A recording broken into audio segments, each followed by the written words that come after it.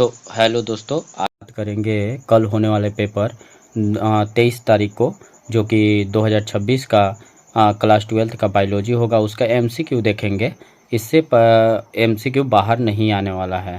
तो पहला चीज़ हम लोग देखते हैं कि पहला क्वेश्चन हमारा आ गया है, पुष्पीय पौधों में, ये जो पुष्पीय पौधों में द्विगुणन निषेचन होता है उसकी खोज किसने किया था।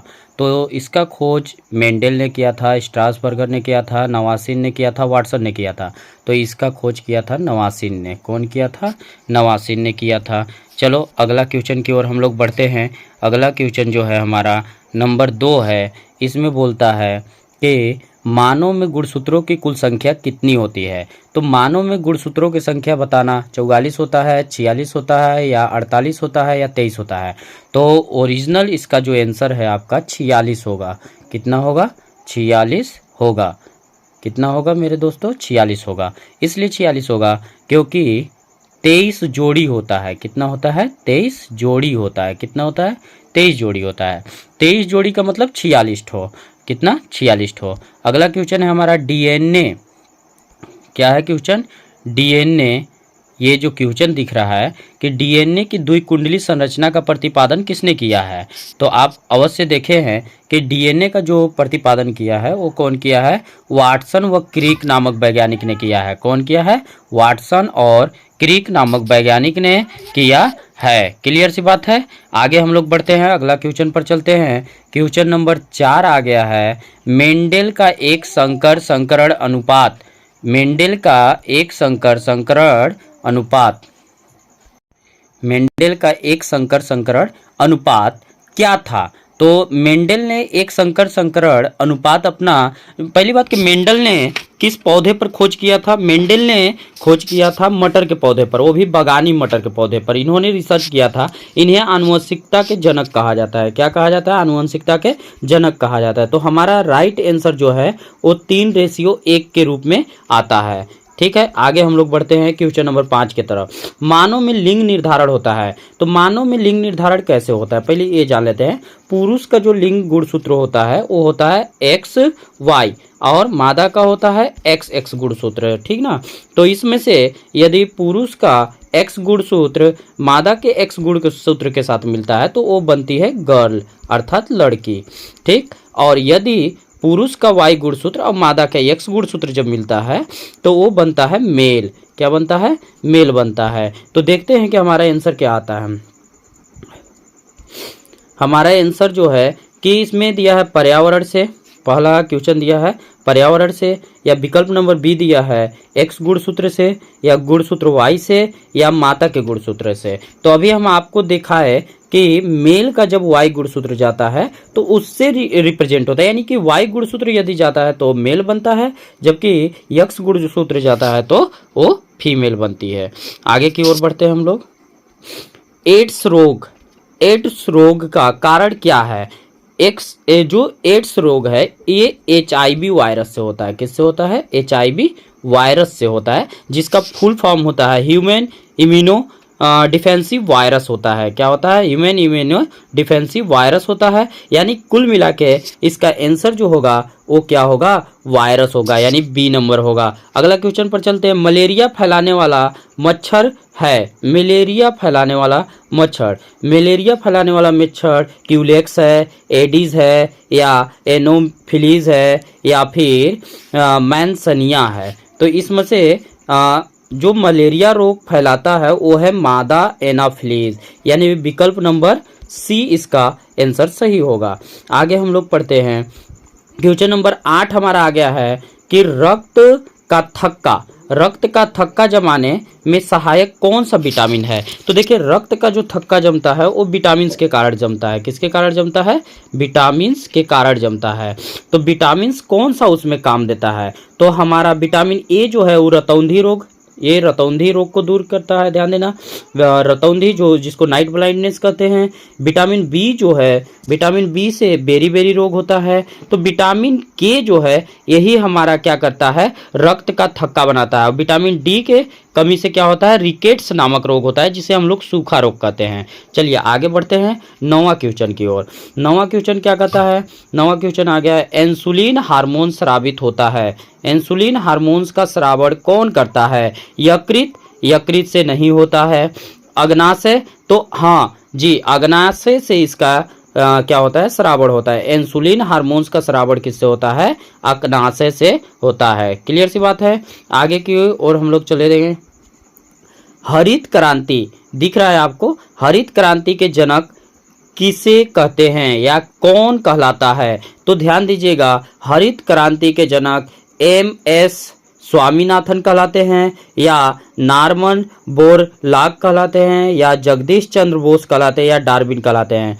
तो इसका आंसर सही होगा हमारा ऑप्शन नंबर बी, जो कि नॉर्मन बोरलॉग ने कहता है।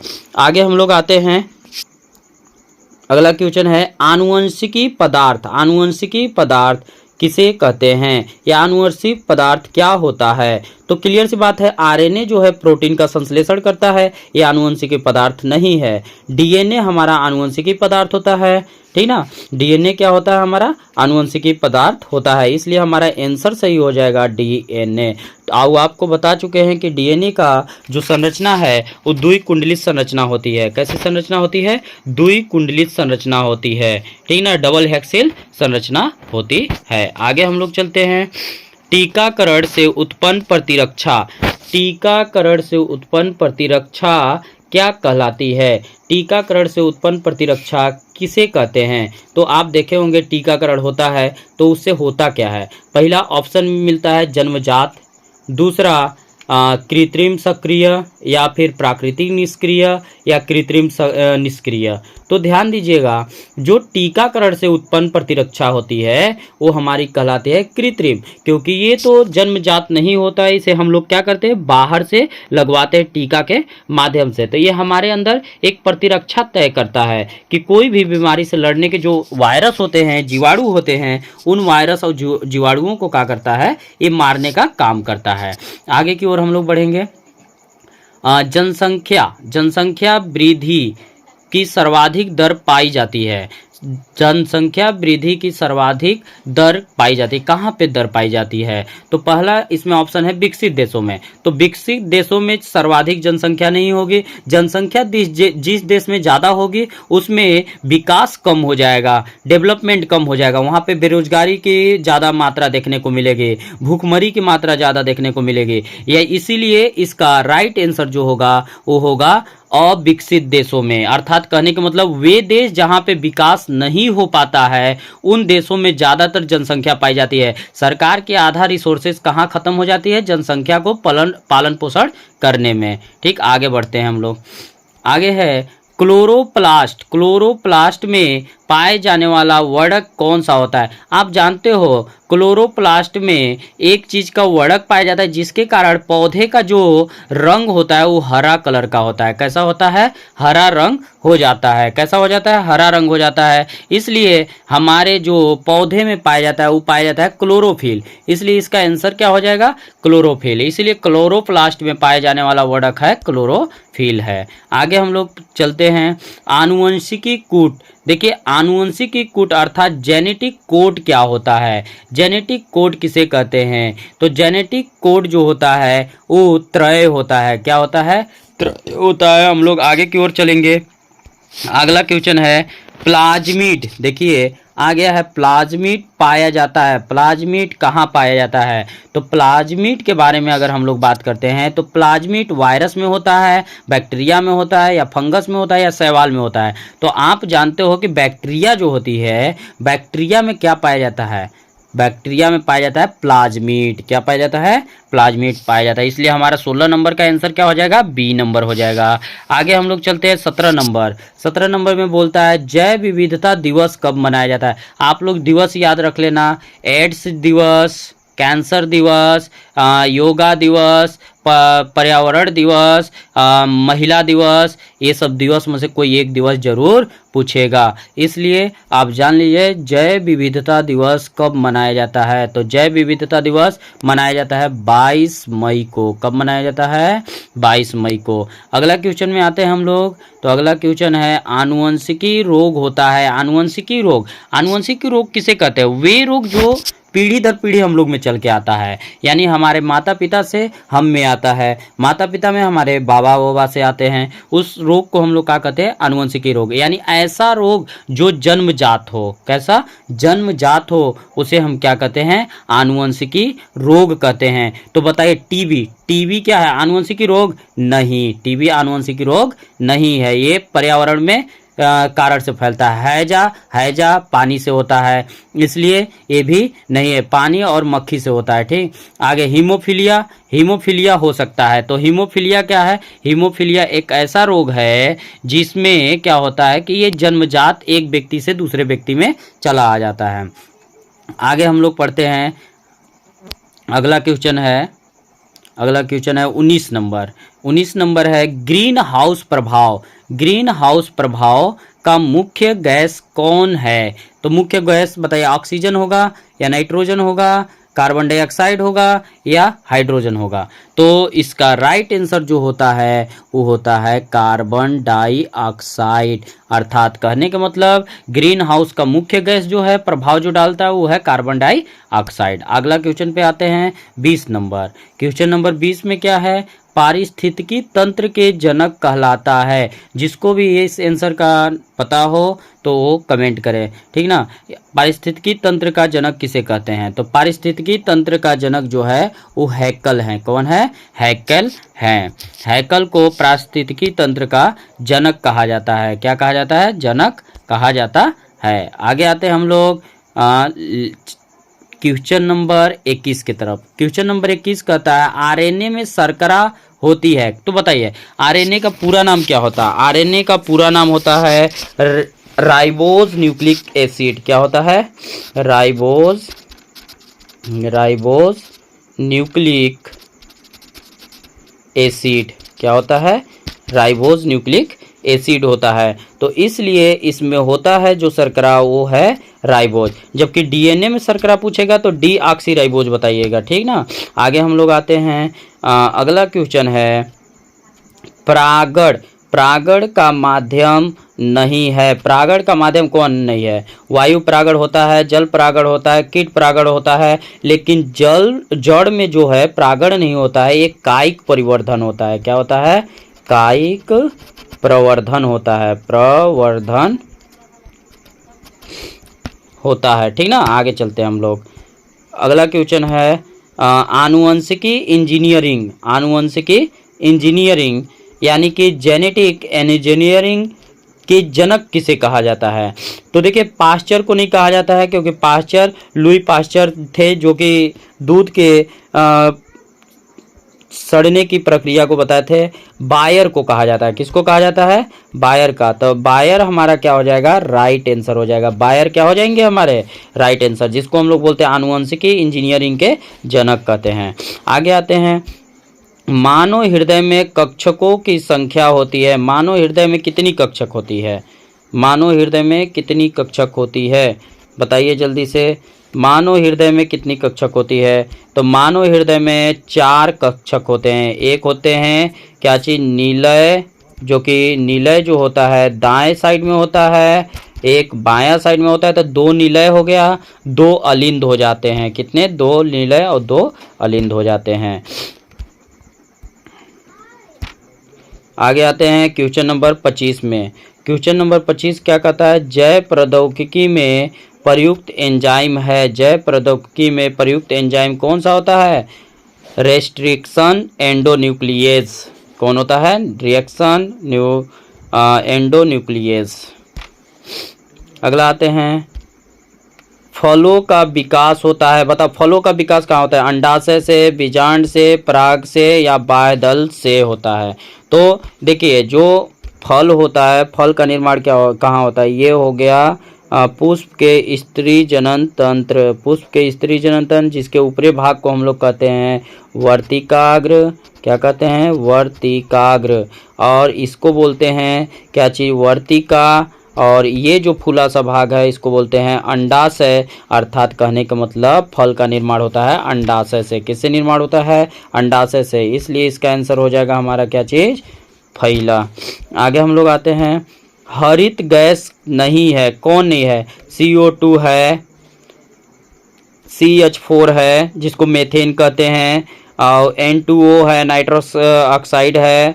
और ध्यान दीजिएगा जो तीसरा ऑप्शन है, अर्थात कहने का मतलब हमारा नाइट्रोजन गैस है, वो हरित गैस में नहीं आता है। इसलिए हमारा इसका सही आंसर जो होगा वो कौन सा हो जाएगा? नाइट्रोजन हो जाएगा। कौन आ जाएगा? नाइट्रोजन आ जाएगा। दोस्तों आगे बढ़ते हैं हम लोग जल्दी जल्दी। 28वां क्वेश्चन है, मानव में सार्वभौमिक दाता रक्त है। मानव में सार्वभौमिक यानी सभी को रक्त दान कर सकता है। कौन कर सकता है?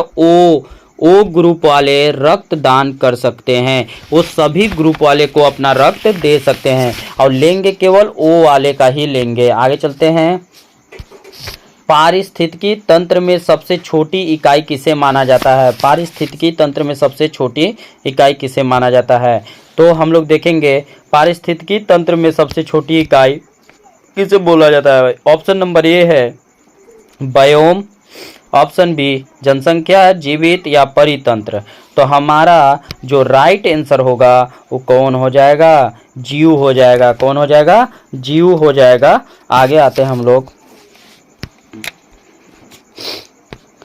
जैव अपघटनशील पदार्थ है। जैव अपघटनशील मतलब ऐसा पदार्थ जिसे जीव, छोटे मोटे कीड़े मकोड़े क्या कर देते हैं? अपघटित कर देते हैं, यानी खत्म कर देते हैं। उसे हम क्या कहते हैं? जैव अपघटनशील पदार्थ कहते हैं। तो ये में कौन आएगा? प्लास्टिक। प्लास्टिक नहीं आएगा क्योंकि प्लास्टिक नहीं अपघटित होता है। कांच भी नहीं आएगा क्योंकि कांच भी अपघटित नहीं होता है। पॉलीथीन भी नहीं होता है। तो बताइए कौन सा गल जाता है? तो गलता है कागज। तो इसे हम क्या कहेंगे? जैव अपघटनशील पदार्थ कहेंगे।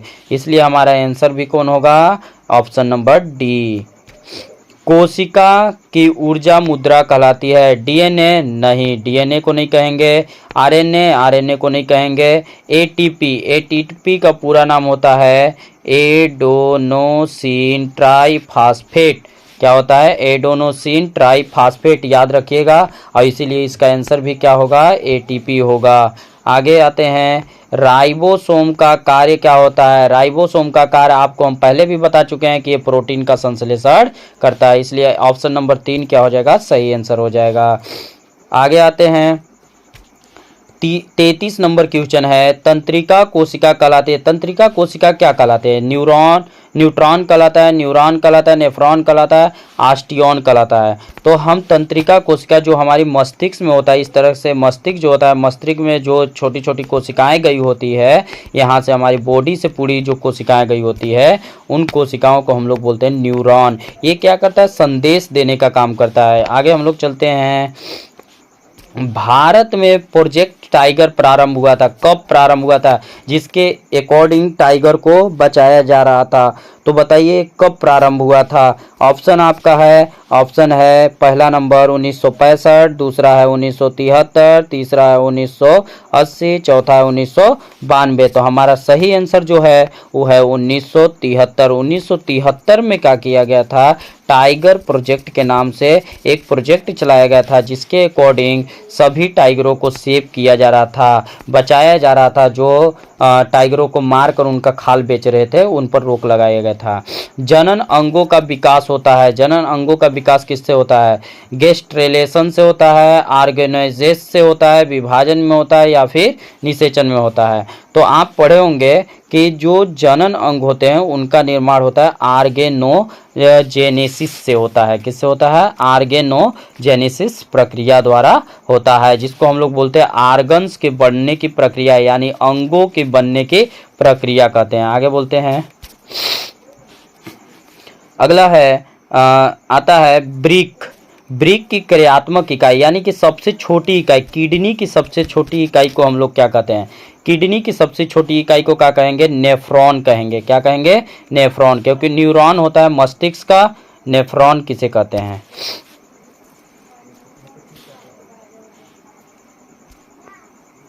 अगला है हृदय का पेस मेकर होता है। हृदय का पेस मेकर क्या होता है? एस ए नोड होता है। क्या होता है? एस ए नोड होता है। आगे आते हैं हम लोग, नाइट्रोजन स्थिरीकरण करने वाला जीव होता है। नाइट्रोजन स्थिरीकरण करने वाला जीव कहलाता है नोस्टाक कहलाता है। क्या कहलाता है? नोस्टाक कहलाता है। आगे आते हैं 39 नंबर, जैव विकास का सिद्धांत दिया है। किसने दिया है? जैव विकास का सिद्धांत किसने दिया है? डार्विन ने। कौन दिया है? डार्विन ने दिया है। आगे आते हैं, पर्यावरण दिवस कब मनाया जाता है? इसका आंसर आपको हो जाएगा 5 जून।